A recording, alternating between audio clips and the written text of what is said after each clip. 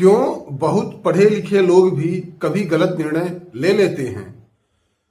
तो न होई बिनु विमल मति, मोहमति बलति थोर, करहु कृपा हरि जस कहूँ, पुनि पुनि करहु निहोर।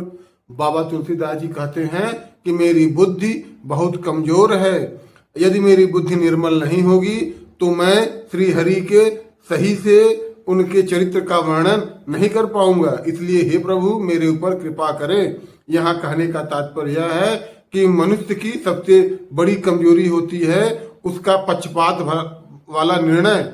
मनोविज्ञान भी कहता है अगर मनुष्य की बुद्धि सही नहीं है, अर्थात उसके अंदर लालच, अहंकार, ईर्ष्या, द्वेष, दुर्भावना भरा हुआ है, तो बहुत बुद्धिमान व्यक्ति भी गलत निर्णय ले लेता है।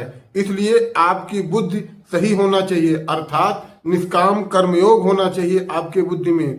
जब तक आपके बुद्धि में निष्काम कर्मयोग नहीं होगा, निष्काम कर्मयोग का मतलब यह है कि आप कर्म करो, फल की इच्छा न करो, अर्थात कर्म वो समाज हित में होना चाहिए, आपके हित में नहीं होना चाहिए। यदि सबका भला होगा तो आपका भी भला होगा, यदि सबका बुरा होगा तो आपका भी बुरा होगा। यदि आप इस तरीके से रहेंगे, ऐसी आपकी सोच होगी, ऐसी आपकी बुद्धि होगी, तो आपके विकास को कोई नहीं रोक सकता है। क्या आप अपने बुद्धि को ऊपर उठा रहे हैं, निष्काम कर्मयोग की ओर ले जा रहे हैं, कि आप अपने बुद्धि को नीचे गिरा रहे हैं, अहंकार की ओर ले जा रहे हैं? कृपया कमेंट में बताइए। अगली चौपाई सुनना ना भूलिएगा। जय श्री राम, राधे राधे।